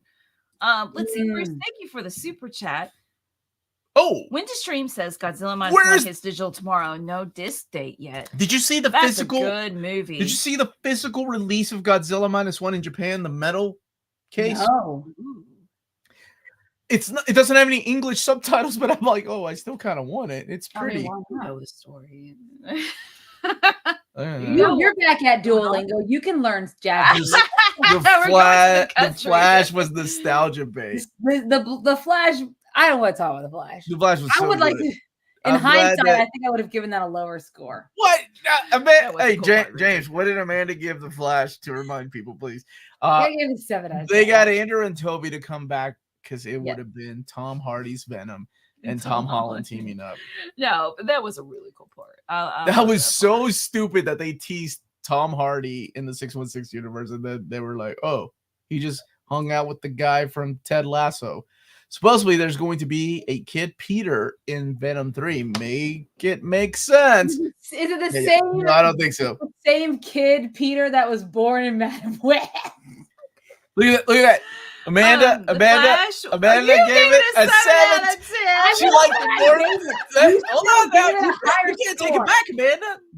I can when we wasn't really that. This is on record. Here in a couple years, we'll do. Was it really that good? So Amanda can watch The Flash again. The end of the month. Or wait, it's still tomorrow's June. The end of June. The end of June. I am stressing out because I'm like, I gotta film these videos. I gotta do these things. But Amanda, Melanie, and Tina they're gonna help me do a couple of hidden gems video. That's gonna help out a ton. And Maddie's gonna do a haul video. And then while I'm gone, I know Dom is gonna do one of the Saturday live streams. And then I think Maddie is gonna do another one. I was gonna ask Amanda if she wanted to join her. And but yeah, somebody will take care of the job. Like being asked on the spot. No. Yeah, Amanda, you want to do it? I would be more than happy to do a Saturday morning stream. There we go. You and Maddie and then whomever, I don't care. You don't care about like Descendants or some. Oh no, I'm sure my subscribers will be emailing going, Omar, what the hell's going on these Saturday live streams? They're talking about I'll be talking about this. I'll be talking about this ad nauseum, and everyone knows everything they need to know about Fallout Boy, just because. Oh my God, I'm gonna have to edit the hell out of that video. What? No, you're on vacation. No. See, Kane says, Omar, don't stress. The channel will still be here. We need 1.6 more for 100K. 100,000. Oh, New York Comic Con panel. I gotta get on that. I gotta get on David and ask him. Remind me Monday at 10 a.m. to ask David Gabriel about NYCC. Let's see. Who do you guys think Giancarlo is playing in the MCU? Good question. So they are doing reshoots in the new Captain America movie to add him in as a villain. Okay, I added it. Thank you, baby. Interesting. A villain. Who do we? The leader. Final answer. The leader. Yeah. That would be a good villain for the Thunderbolts. Oh. And for Giancarlo. Wait, was the leader in the whole? No, it wasn't, right? Or were we teased the leader? Mm-hmm. It was a tease, but it was not the leader. Okay. Yeah, I would say the leader. Yes. Omar will come back to near Alf condition. He said that it's a role that we won't predict, though. He said Herbie the robot. He said it'll be teased and there will be a series afterwards. Again, I don't think it's Herbie the robot. Oh man, but you know what? I stopped listening to this nonsense. This is what Esposito claimed during Phoenix Fan Fusion. What the hell is Phoenix Fan Fusion? I don't know. A fan con of some kind. A fan fusion. Thank you for that, Amanda. So, yeah, they hired Matthew Orton, who did Moon Knight, to work on new pages. Yes. What about that G.I. Joe Kickstarter making over $1 million? I'm actually interviewing the editor behind that. My question beforehand, if I can ask him on the air, but I always like to ask a hand. How about we take some of that money and make it an oversized hardcover? Ooh. How much of Hasbro money do they really need? I mean, I know they love their Kickstarters, but come on. Yeah, it's those true. things do not need to be compendium size. Those things need to be oversized, but that's just my 2 cents. Tim Blake Nelson plays the leader as he did in the Incredible. So he wasn't. Well, That's what I thought. right. Okay. Then it's not the leader. Then who do we think he's Herbie the gonna Robot. Doesn't that mean he did a mid-credit scene cameo? Man, they have set up so many things, and then things have fallen through. Like, is what's her name going to be in it? Elaine from Seinfeld? I believe so. Yes. Well, I thought she was going to be in the Thunderbolts movie. So this is Captain America. Yeah, that's what I meant. Yeah, she will be in that. Yeah, I don't know if she'll be in Captain America though. So in Captain America, who would have Harrison Ford? Do we have a MODOK live action? Yeah, it'll be MODOK. Wasn't Darren Pat Oswalt did? Wait, yeah, but wasn't Derek technically MODOK in Ant-Man? Damn it! I hate that movie. I forgot. Remember? And everyone's like, "What the hell?" That is exactly. You were so excited about Ant-Man and Wasp. Oh God, I don't know. There was a MODOK. I hated that movie. Yeah, there was a MODOK, and it was. Rumors are the directors of the canceled Batgirl movie, Drew Goddard, are being looked at to direct Spider-Man 4. Who is the director of Ride or Die as well? Bad Boys Ride or Die? No. Giancarlo might be Doom. Doom would be good, but does that fit? But is that the age that Reed Richards is? He's a little younger than Giancarlo, right? Pedro Pascal. Yeah, but then again, you don't really need a face. Yeah, and you don't need. I don't think that. I'll tell you what, though, the guy they cast is is it Galactus? The British dude with the low voice. That dude's voice is amazing. I cannot wait to hear him. Ant-Man and the Wasp. Amanda gave it a 5 out of 10. I probably gave it because of Paul Rudd, to be quite honest. 4 out of 10. There was a MODOK. Giancarlo might be Doom, or unless they get Giancarlo to play Mephisto and Miss Marvel, right? Giancarlo's playing Pedro Pascal, not even Reed Richards. Pedro Pascal. I can see that working. Yeah. I mean, it has to be someone that is worthy of a series, right? Or a spin-off. I mean, Doom would make a good series, but then he said it's somebody unexpected. I know. That's what Alfred. He's playing Alfred. Nope. That's a Batman. That's a Batman. He's not a villain. Unless I guess he could be a villain. I don't know, man. He's been in so much. When you think you know what? He's probably playing Madison's dad, and he's going to be in the Madison TV show, and I'm just yeah, but are they going to get people want to see that, and I'm like, series? I don't know. I don't know. I think the X-Men 97 series did it so well that I'm like, I can wait on an X-Men live action. Doom would be unexpected for the project. Yeah. Would Doom get a TV show? Omar confirms DC versus Marvel coming soon. I did? Oh, because I said he would play Alfred. Whoops. Yes. Giancarlo, no, there's only one person that can play Terrence Howard, Bill. Yeah. And that's Terrence Howard. The man, the myth, the legend, Sir Terrence Howard. Get that crap out of there. What are you doing? Stop it. Hey, thanks, Amanda. That was really sweet. Stick that in there. I appreciate that. That's a cigarette burn. Giancarlo has Anthony Mackie's father. He could be like the original. Oh, what about if he's playing Isaiah? No, that guy's already been shown. Damn, man, all these characters have been already shown in the TV show. Him here. I'm gonna have to bring the baby up. Oh, I thought it was your doggy. Oh, hey, Landry, where'd you get that hair? Oh, I need to clear. I don't know if anyone in the chat, but can you tell me how to properly raise your daughter? No, yes. How to take care of naturally curly hair, because her hair is so curly compared to mine, and I know my husband didn't do much with his. except eventually cut it short for the military. So there's like, this is like, if I just put something in it, it would just, it's natural curl. Like it's so pretty, but I don't know what to do. What are you doing? Nah. I'm also calling him Don Cheadle. I like that. Don Cheadle can't play there. No, he cannot. Fun fast. George Miller is already writing another Mad Max film called Wasteland. Please have Mel Gibson cameo. He's not canceled anymore, right? He's good to go. I don't know how this works, Amanda. You were asking the wrong dude. Oh. We all know that Kevin Spacey's still canceled. Don't ask. That's right. I know. She just does not quit. She's like, got it. Look at Landry. She's paying attention. Are you paying attention, Landry? How old are you? Hold your fingers up. Don't let your mom cheat for you. That's how dance moms are. How many fingers are you? Dance moms. Where's your mommy? Look at that. That's job, you are the smartest kid in the room. You know that? Where's your mommy? Where's your mommy? Where's your mommy? Really? That's a smart kid. That's how you tell them that they're smart. Read next Imaginaut. Okay, next Imaginaut. Esposito would be very well for Doom from the Avengers universe rather than the one from the Fantastic Fours. Blue Marvel's another. Oh, I like Blue Marvel. That's Blue a good Marvel's not a bad idea. Jim has stated express preference for playing a superhero this time around, but I have no something. It's 2 out of 2. Sorry, Imaginaut. No, Bruce, leave his own TV series. I don't know. We just wrapped up the TV. I can go a year without X-Men.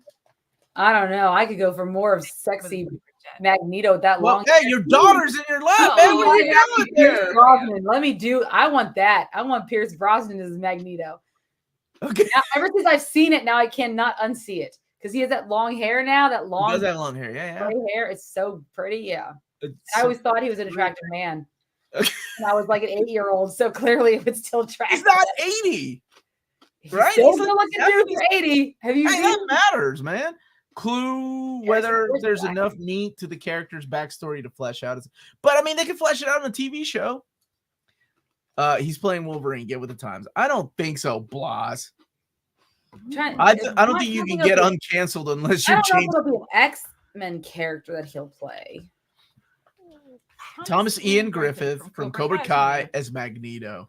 I love that dude, man. He makes a good villain. Yeah. What if he's the Maker? Oh, there you go. No, what's his name? Jim from The Office should be the Maker to just piss everybody off. Because he's Reed Richards. He played Reed Richards as the Illuminati. Zdarsky put a short of him being Reed Richards. Just saying. Well, he was drawn as Reed Richards in War of the Realms. Russell Dodderman drew his face. It's Zdarsky? Yeah. Oh, yay!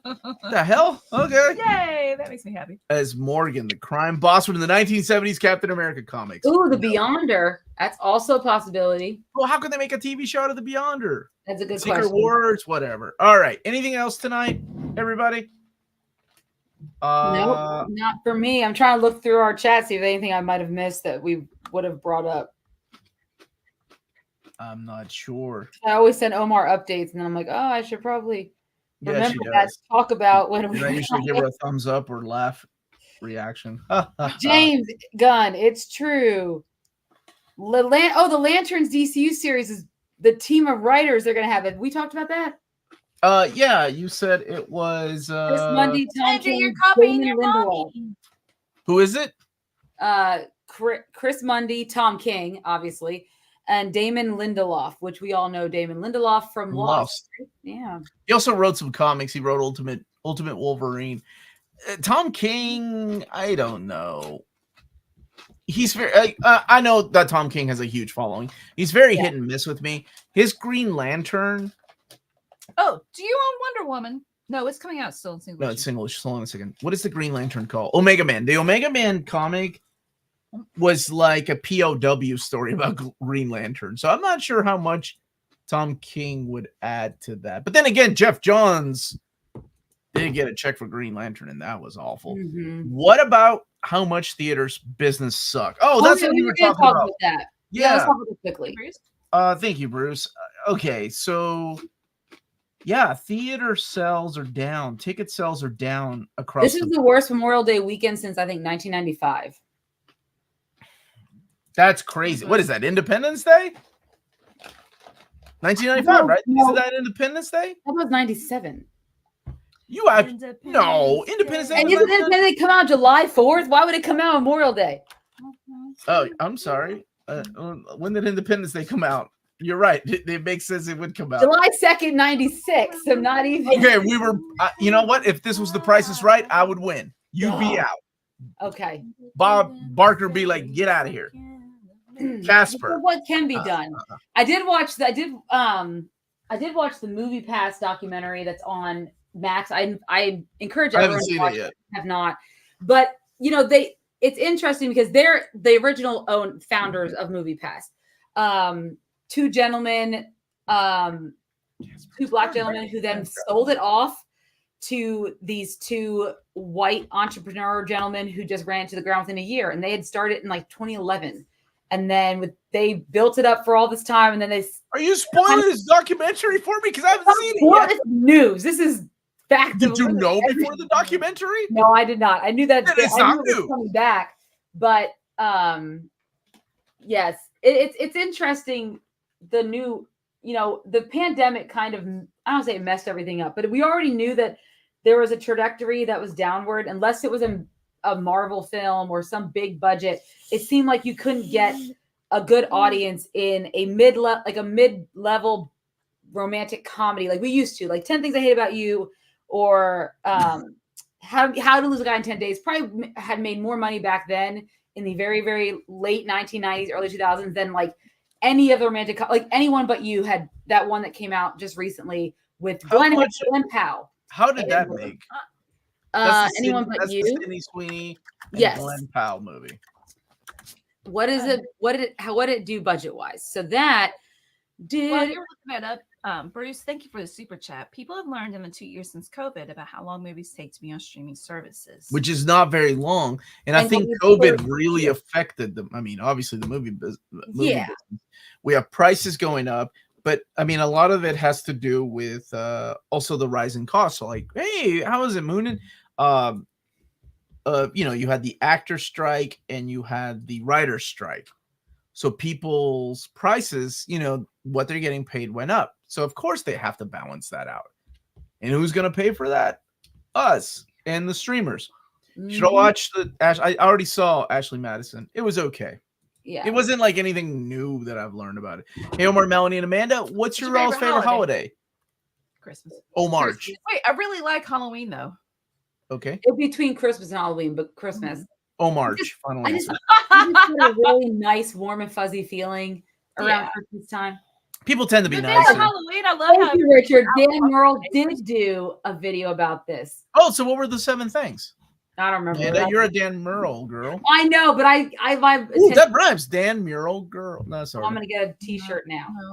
Maybe it's worse for I don't know. Anyone but you. 25 million. Whoa! 219. Shit. That's more than this movie. It had legs. It had legs. Counter programming worked back then. $70 to spend. D&D Honor Among Thieves was entertaining. I love a sequel. I liked it. So did Amanda. Melanie didn't. Ray John Page. I could use his. Yeah. $70 to spend. What's a great omnibus to buy on sale? Savage She-Hulk Phoenix Volume. New Mutants Volume 2, dude. New Mutants Volume 2 has some phenomenal Arthur Adams artwork and some great stories. Chris Claremont's final issues before Louise Simonson takes over the book. Absolutely New Mutants Volume 2. Bruce, thank you for the super chat. Great box office in 2022 and 2023. Then the bottom fell out. How did that happen? What happened that in 2024 it feels like we've been okay? Like the Marvels did horrible, and it was better than Captain Marvel. Captain Marvel made what, $1 billion almost, yes. But the Marvels didn't even make like enough to make their money back. Yeah, but they're not the only MCU film to do that, and that goes back to the superhero fatigue. Because it's not. I mean, even worse movies than that, like Ant-Man and Wasp, did better. But that's because it was still at the beginning. But if you look at the trajectory after Ant-Man and Wasp, then you start to see everything moving downhill. Even for Warner Brothers, it wasn't that great. The only exception being Guardians. That's because that's why I think Deadpool and Wolverine. So I think it was maybe Bruce or someone said it wasn't going to do as well. I still think it will do well because of the goodwill the first two movies built up, and Ryan Reynolds is, if nothing. Hold on a goddamn second. Scabbing, blaming theater costs on Unistrike. No. That is one of the obvious reasons. That's one of the reasons. I don't know. No, you can't. You have to put that into the equation. There's no way that like people that are getting paid more, of course, things have to balance out. Then, these production companies are not going to charge the same amount of money for these movies that are going to be streaming or in the theater. That's just not the way business works. Take a step back and just look at it like a business, right? Which sucks. I'm not saying it's right, but it does happen. Still business. It's not the only reason. Absolutely not. But it's one of the decision has been made. I shall buy both volumes. Something's killing. Oh, yeah, solid, man. Something's killing children is solid. Yeah, we saw the pop. We talked about the popcorn bucket earlier, and I was like, man, it's just a goofy gimmick.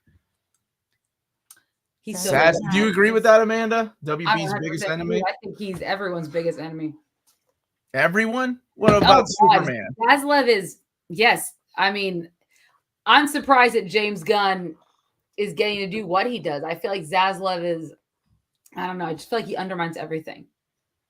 Good for you, Kane. That's what you should do. I like the cut of your jib, Kane. I really hope more people go to the theater for that, because I feel like there is something there. There is something magical about going to the theater. I love going to the theater. Average movie ticket prices went up 18% since 2019. But I mean, then again, everything has, right? Everything across the board has. Thank you, Richard. I just don't like when people take crap out of context, and that might be the beer talking. And then I get misquoted. Omar didn't say that. The only reason I did not say Deadpool would not do well. Gotcha. Just because of families going inside out. Bruce, Bruce will do this. Amanda. Should we put a bet on this? They'll take a bet on this, because I am willing to bet that I think Deadpool will do better than Inside Out 2. No. Don't do that. You have to look. You just. I, as a woman who takes her kids to the movie theaters, or don't take her kids to the movie theaters, because I know it'll be on Disney Plus. I made the mistake of saying The Flash was going to do better than Spider-Verse. Oh, that's another one. Spider-Verse. I would love to take that bet, Bruce. I would love to take that bet. I'm going to try to take my dad and brother to see Furiosa this weekend. It'd be the second time for me. You should. Oh, good. I hope your dad likes it. Wait, didn't Omar say? No. That's out of context. Batman's a 6 out of 10 occult detective, and I stand by that statement. Scooby-Doo. And poll it. Do a bet in Poland. What? Poll what? As in, put a poll in the chat. Do what? And it's funny because I say that. Better. I say that because I know it was the reverse. Deadpool will be on Disney Plus too, but that's more like for adults. It's more of an event film, right? Inside Out 2 will also be on Disney Plus, which is mainly geared towards children. And I think Inside Out is geared towards adults too. It is, but I mean, like, if you look at the plot of the movie, I know there's a lot more for adults than children. Yeah, we could resonate with it. I do resonate. I mean, look, if you look at Inside Out, especially when your daughters go through changes of like going to teenagers. Thank you, Bruce, for the super chat. I already see it with Lyndon. Like, I'm serious. Inside Out will hit a different way. All right. But Kane, you're asking me to be sober. I'm also looking at the trajectory of animated films recently, with the exception of Super Mario Brothers, and what's doing very well at the box office. What's doing very well at the box office? Garfield is doing well, but again, I think of Deadpool in the same way I think of the goodwill that was built up with Guardians is the reason why Guardians did so well, right? Deadpool has a similar feel where the first two films, and there's been a long time between them, right? And a lot of people have been waiting for it. They've all been excited about Deadpool being in the MCU. There's a lot of buildup. It's not like they had two bad movies going into now a great movie, right? And Disney has, and I know they're both Disney, but people don't necessarily always correlate MCU to Disney automatically, whereas Inside Out is very correlated to Disney, right? So I feel like, and there is that, people have their issues with Disney. I do not, but there are people who have their issues with Disney. They're too woke. They're too this. They're whatever. And so I feel like there's people who be like, yes, I understand, Bruce, how much it made. But for an R-rated film. Bruce, I made the same mistake of telling Amanda about the Flash against Spider-Verse, and 2015, Bruce, is a very different time than 2024. I am curious though, if Bruce would take you on a bet, that would be a good bet. I mean, we're talking about Inside Out 2 and against Deadpool. Look, here's the thing. Like, I like Deadpool 1. Deadpool 2 was okay. I didn't think, like, Deadpool 2 wrote a lot on the funny of Ryan Reynolds, and I get it. He's But a funny like, dude. the story as a whole was just okay. It wasn't that great of a story. Yeah, definitely. It was hijinks and funny, and I expect the same out of this one. It made me read Deadpool comics, which I absolutely love, baby, and ECS. Because they're better than the movies. Because they're witty and smart witty, not just like, oh, I'm gonna stick myself in Juggernaut's butt. What did he do? Oh, he got ripped in half. Anyway, my point is I expect a lot more of Deadpool 2 in this movie with Wolverine. Yeah. But I'm still super excited for it. Like, I get it. I get why people love Deadpool. Don't a lot of families wait for the movies to come to Disney Plus now? I mean, in my opinion, you have to look at stuff like Wish, which now, and if you even look at the marketing, honestly, I have children. I'm on Disney Plus all the time. I have not seen a lot of Inside Out 2. I was just at Disney World, and the lack of Inside Out 2 marketing just across the 4 parks. Oh. Like, there's not a lot of, like, they're not doing a lot in terms of, except for at McDonald's. Okay, I take that back. I get Happy Meals and our Inside Out 2 toys. Oh my gosh, I want McDonald's now. I'm so sorry. I'm not driving to McDonald's right now. Okay. I really think that it's a sequel, and we're like, you start. I would love to see families going back to the theater. I would love to see that too. Watch things like Inside Out 2. And James is right. They have not been doing great at the box office either. I just like. It's so easy to wait for that stuff to come to Disney Plus. And when you have children and the prices are high and you have children screaming in the movie theaters, sometimes it is better to wait for 45 days and throw it on Disney Plus. And that's why they threw like I think that is the mistake of Disney Plus is putting their things. Do you all remember? I know Bruce remembers. I don't know how old anybody else is. There was a time. Bruce already said how old he is. There was a time when movies from Disney would hit the VHS market 1 year after the movie was out in the theater, and then you had to wait 2 years for the Disney Channel to have it playing. They don't do that anymore, and that's why movie theaters made a lot more money. Now, if you have to wait 45 days, what the hell is 45 days to a family of 4? Like, my kids can wait. They don't even have to know Inside Out. They won't even know if that, Most of them are attached to their freaking phone watching TikTok videos of Skibbity Toilet. Like, they don't. Yeah, I know what Skibbity Toilet is. I got kids.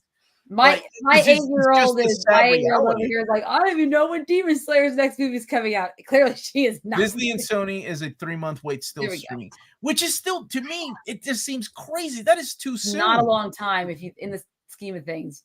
Yeah, and those days were Inside Out comes out the end of this month, so that's really like September. They still do the Disney Vault for physical media, which makes no sense because it's still available in streaming. I know. If they wanted to do the true Disney Vault and make people FOMO, then take it off of streaming. It makes no sense. And I'm not saying that is a fix, by the way, taking it off of streaming, because that will piss off a lot of people that want to watch Robin Hood whistling through the woods. And that is a catchy ass theme. I'm not even gonna lie. I love that theme of Robin Hood, like whistling. Yeah, you know what? I don't want to whistle right now. I'm on the spot. Okay. And then Disney pulled it VHS for 7 years. Let's say that again. 7 years between Pinocchio. That's insane. It makes you feel so good to, like, I know, like, some of you physical collectors were like that. I love that stuff. I love having to wait for something. And then people are like, oh man, I just got into collecting Disney movies and I don't have the Peanuts version of the Little Mermaid cover. I got to get that. If you're old, you know. If you know, you know. You know. Oh my gosh, and Lion King. Isn't that what the Aladdin, if it spelled? Yeah. Lion King was sex. And then no, that was sex. There's something in Aladdin. Aladdin was all little kids. No, good girls take off their clothes. Something like that. Omar, didn't Gio hate that up? No, Gio hated Coco. He has no heart. Oh, that is just abysmal. No, I hate like the Coco. first act of Coco. No one said that. Do you know how many But- copies of the Peanuts cover I sold on Oh, eBay, yeah. Josh? Don't even at me, boy. Oh. Don't even at me. I've drank enough beer because I made a lot of money selling that stupid cover to people that were like, or the rescuers. Disney does not make discs anymore. Subtracted to Sony, so no more fault. Yeah, which is crazy. So, like the rescuers. You remember the rescuers that came out with the little nudity clip? That little clip, that VHS was pulled immediately. And that thing sold, oh my gosh, I think I sold it for $100. That was at the flea market. That was like $150, man. You're bringing back the old days. Almost a scalper. Not anymore. I've learned my lesson. I think you should physically own the films that you can think, this film's a part of me. Let people see that. I like that. That's how I do about my music. Yeah, Griffin X, I probably should have said it out loud. What? I just heard Take Her Clothes. Just Melanie. scalper. Look at that little child growing out of Amanda's knee. That's creepy. This is a really good conversation. I like the physical collecting and just like remembering back then in the you know, in the 80s and the 90s when things like that and the Disney Vault. Yeah, and I think Bruce is right though. Now that Sony is producing these things, but they can still do like limited and swap meet, baby. Yes, the swap meet. That was one of my friends' nicknames, man, because we would always do the swap meets. Don't even join the AMA if you want to know what other things I sold in swap meet. Deadpool and Wolverine pre-sales have done amazing, and the hype behind it will help carry it. Yeah. Plus, Jackman coming back as Wolverine, and Rob Liefeld says there's more they haven't shown. Yeah, I think that's gonna be. Hmm. Now, I'm not saying that Inside Out won't do well. Am I about to bring up? No, not about. She done did like 3 times. Oh yeah, I already brought this up. So yeah, we've already. Yeah, that's 4. That's why I own the Monkeys film Head. Oh, Head! I love that movie. It doesn't make any sense, but I like it. My left foot. Yeah, in Aladdin, I only heard that, not the whole thing, apparently. Yeah, did they pull that from later releases of Aladdin? I can't remember. I would have to go and watch it, but I don't know. I worked at Blockbuster half of the 90s. So right now, according to Box Office Pro, the long range forecast opening weekend for Inside Out is 80 to 115, and then compared to the 850 million. But okay, 850 million was the everything. Yeah. Which I couldn't see. Also didn't I remember. I was like in middle right now, as far as according to this Deadline report, the first day pre-sales were 8 million plus for Deadpool and Wolverine. How much? 8 million plus in pre-sales. Best for an R-rated movie ahead of Batman and Guardians of the Galaxy Volume 3, which is not an R-rated film. That wasn't an R-rated film. They're just saying it was like yeah, that's not a good one. Illumination. Hold on. Deadline. Yeah, well, they must have let an AI script write that because Guardians of the Galaxy was PG-13 just because they. Well, okay, so it's not okay. It's post-COVID history. There we go. That's what it was. Better. Wait a minute. Illumination movies. Batman. What's that? Nothing. Is there a sequel to Twister? How? Oh What's yes. Twister? Oh, Twisters. Shut up. Glenn Powell in it. Sexy Glenn Powell. He was the hot guy in Maverick. He's He's the hot guy in all the movies. He was the hot guy in every movie. He was. I like that guy. He's funny too. He's got good comedic timing. Oh, you should see him in the Scream TV show. Scream. Hold on. Go here for a second. Godzilla -1 did well since it didn't cost $500 million. Now here's the thing. How much did the people making that movie, and I'm not talking about the director and the producers, how much did the people making that movie make off of the movie? That's the problem, right? Because in America, we had the strike because it was unfair to pay these people less. Over there, different rules. Those people aren't making much off of these movies. Right, so yeah, that is the other thing to keep in mind. I love PM films; they are fun to watch. The guy from Anyone, I love the my sister met him in real life too. What a shame. He apparently hit on her. There we go, that guy. Wow, that was quick, Amanda. Did you have that ready? That's kind of creepy. The Batman is PG-13. Can we take that off because it's freaking me out? The Batman is PG-13. Yeah, I don't know why they used that. I think they just were saying those were the examples for post-COVID.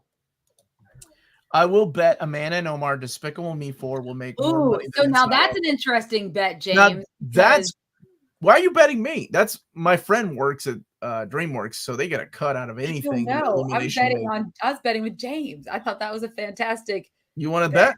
Pinocchio remains to this day one of the best animation features of all time. I agree with that. That movie is beautifully animated. Beautiful. Like, I love that movie.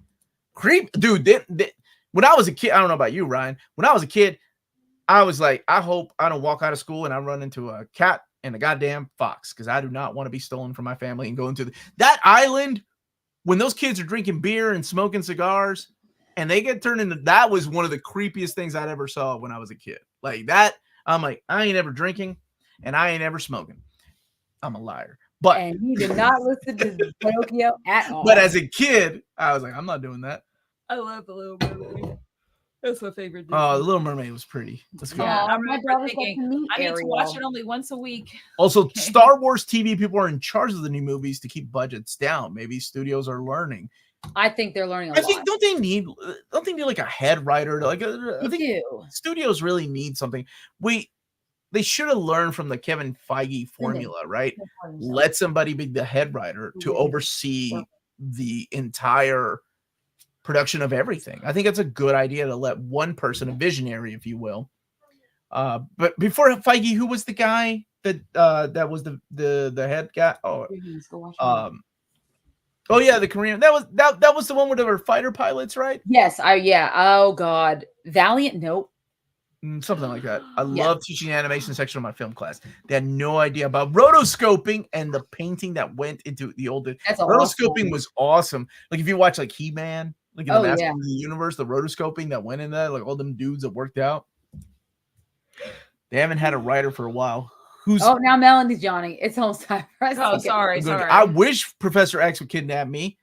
That's what Dave is. He's the Feige of Star Wars. Oh, yeah. And he's I've enjoyed a lot of the things that they've done. I wasn't the biggest fan of Obi-Wan, but it was still Obi-Wan, like at the end of the day. So they added Ahsoka Tano into the old Star Wars ride on Disney. At Disney. Roy. The dude falling on the Lord of the Rings rotoscope animation is priceless.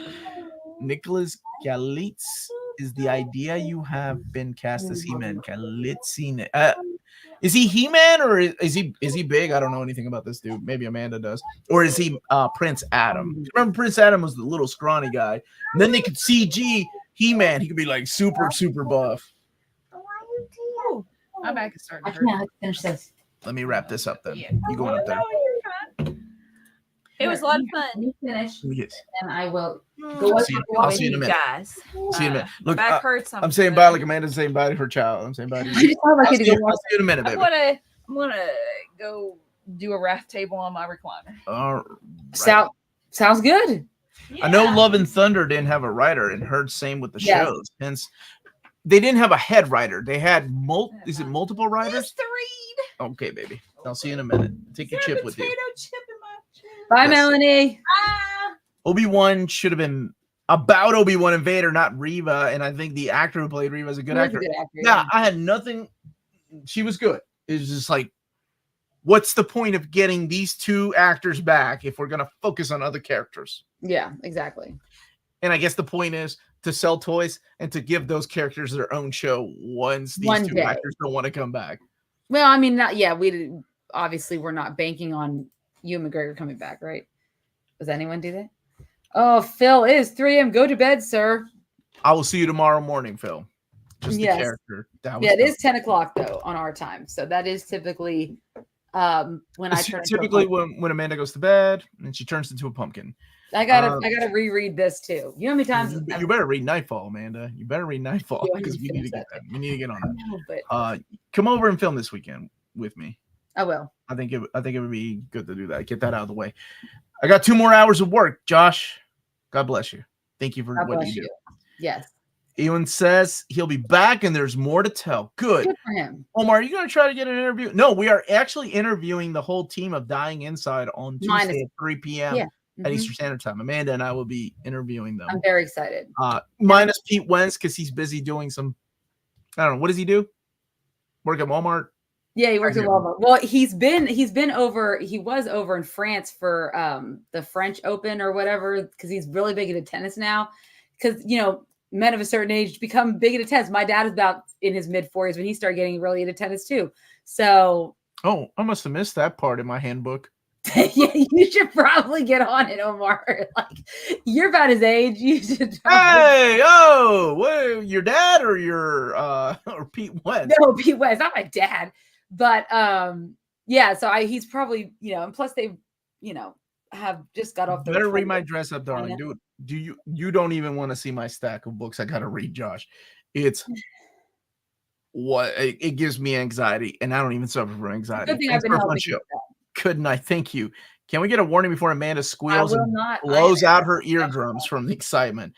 It won't be coming out of her eardrums. Have a good night, y'all. It's your eyeballs, man. My eyeballs. Omar's too old for tennis. I think it's only for white guys. Wait a minute. Maybe that's why I haven't also gotten into golf. Never mind. Pete. Is Pete mixed? Black, so is that black? Well, okay, well, he's got some white. Maybe that's the white side of Pete. Although I did play Wii tennis. Wait, did you not forget about Serena Williams and the whole reason that Will Smith won an Oscar and slapped Chris?